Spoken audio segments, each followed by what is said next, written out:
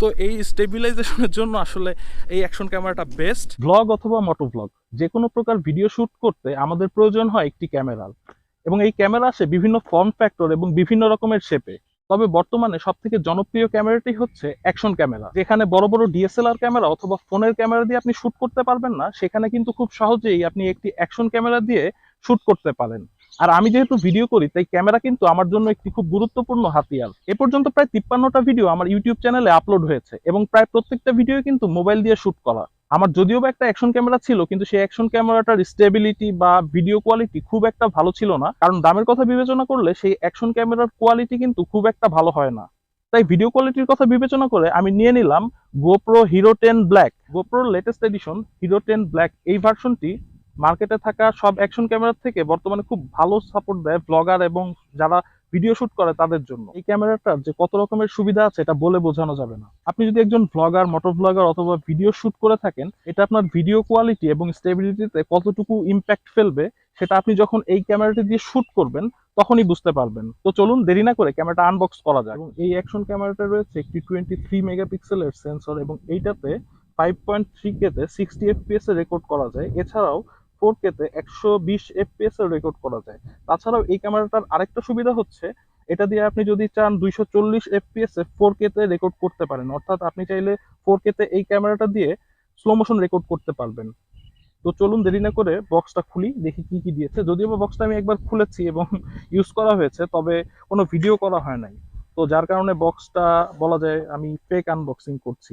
তো বক্সটা আপনার এরকম কাগজের, এটা যখন খুলবেন, খোলার পরে আপনি এরকম একটি গোপ্রোর বক্স পাবেন, পাউচ টাইপের বড় সড়ো। তো এর মধ্যে আসলে আপনার ক্যামেরাটা দেয়। তো বক্স খুললে এরকম আপনারা ক্যামেরাটা পেয়ে যাবেন। আমার ক্যামেরাটা আগে আনবক্স করা হয়েছে অলরেডি।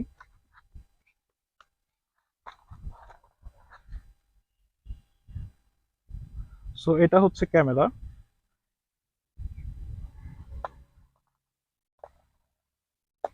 এবং ক্যামেরার সাথে আপনারা কিছু মাউন্টস পেয়ে যাবেন, এরকম কিছু মাউন্টস পাবেন।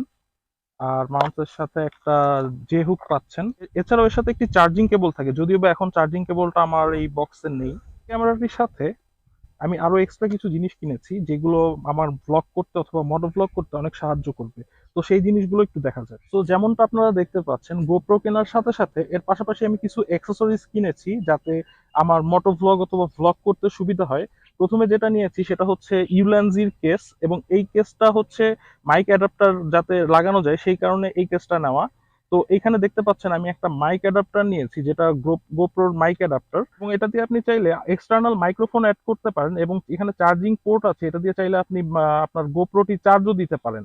এবং অ্যাকশন ক্যামেরাটি হোল্ড করার জন্য আমি একটি ছোট গ্রিপ নিয়েছি ইউলেন্সির থেকে। মাইক্রোফোন হিসেবে নিয়েছি আমি বয়ার MM1 শর্টগান মাইক্রোফোন। এই কেসের ইনস্টল করতে হলে প্রথমত আপনার এই গোপ্রোর ব্যাটারি ডোরটা খুলে নিতে হবে। ব্যাটারি ডোর খোলার পরে আপনি ইউলেন্সির যে কেসটা আছে সেই কেসের সাইড ডোর এবং ব্যাক প্যানেল এটা খুলে নিতে হবে।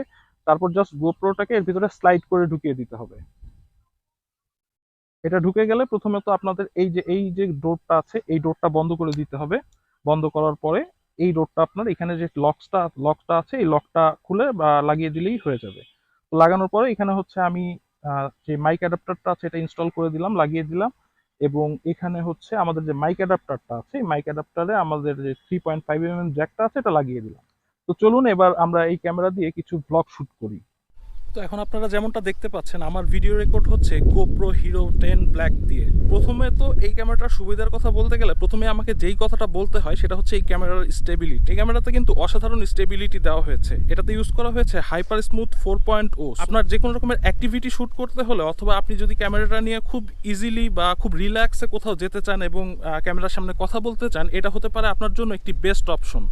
এবং এই ক্যামেরাটার সেকেন্ড ভালো পয়েন্ট হচ্ছে এই ক্যামেরাটার কালার কারেকশন, অর্থাৎ আপনাকে এক্সট্রা করে যে কালার কারেকশন খুব একটা করতে হবে নট নেসেসারি। এর কালার অলরেডি খুব ভাইব্রেন্ট, সো আপনার এক্সট্রা করে পরে যে কালার কারেকশন করতে হবে সেটার আর খুব একটা প্রয়োজন পড়বে না। বাট আপনি যদি কালার নিয়ে খুব পিকি হয়ে থাকেন অথবা চুজি হয়ে থাকেন, সেক্ষেত্রে আপনি চাইলে এটাতে খুব ইজিলি কালার কারেকশন করতে পারেন। সো এখন ক্যামেরাতে কিন্তু হাইপার স্মুথ 4.2 অন করা আছে। তো এখন আমি একটা দৌড় দিয়ে দেখবো যে আসলে স্টেবিলিটি কেমন আছে অথবা কেমন স্টেবল থাকে। তো রেডি, 1 2 3। তো সো এখন আপনারা দেখতে পাচ্ছেন আমি একটা দৌড় দিচ্ছি এবং স্টেবিলিটি কেমন থাকছে এটা আপনারা দেখতে পাচ্ছেন। তো চলুন এক পাশে চলে আসলাম, আবার আর একটা দৌড় দিই।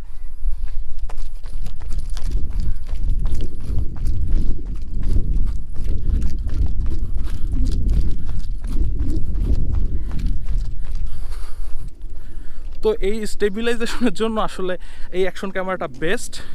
তবে এই ক্যামেরাটা একটা প্রবলেম আছে, সেই প্রবলেমটা হচ্ছে রাতের বেলা এই অ্যাকশন ক্যামেরাটা খুব ভালো একটা পারফর্ম করে না। অবশ্য প্রতিটা অ্যাকশন ক্যামেরাতে এই সমস্যাটা আছে। এটার কারণ হচ্ছে যেহেতু এই ক্যামেরার লেন্স চেঞ্জ করা যায় না, তাই রাতের বেলায় দেখা যাচ্ছে যে অন্য যে লেন্স দিয়ে হয়তো বা আমি ভালো ভিডিও শ্যুট করতে পারতাম সেই সুযোগটা থাকে না। তারপরেও রাতের বেলায় কিন্তু যথেষ্ট পরিমাণ ভালো ভিডিও আসে যদি কিছুটা লাইট পাওয়া যায়। সো আজকে আমি চেয়েছিলাম এই ক্যামেরাটা দিয়ে মোটো ভ্লগ করতে, কিন্তু মোটো ভ্লগ করতে পারছি না। এটার পিছে একটা কারণ আছে। কারণটা হচ্ছে এই যে 3.5mm জ্যাক অর্থাৎ যে মাইক অ্যাডাপ্টার, এখানে কিন্তু ক্যামেরার মাইকের যে অ্যাডাপ্টারটা লাগে সেই অ্যাডাপ্টারটা কিন্তু আমার কাছে নাই। অর্থাৎ টিআরএস টু টিআরএস অর্থাৎ ক্যামেরার যে প্লাগটা আর কি ওইটা নাই। তো যার কারণে মোবাইলের যে অ্যাডাপ্টারটা বা জ্যাকটা এটা দিয়ে কিন্তু এটা কাজ করে না। তাই অনলি শর্টগান মাইক্রোফোনটা নিয়ে এসেছি।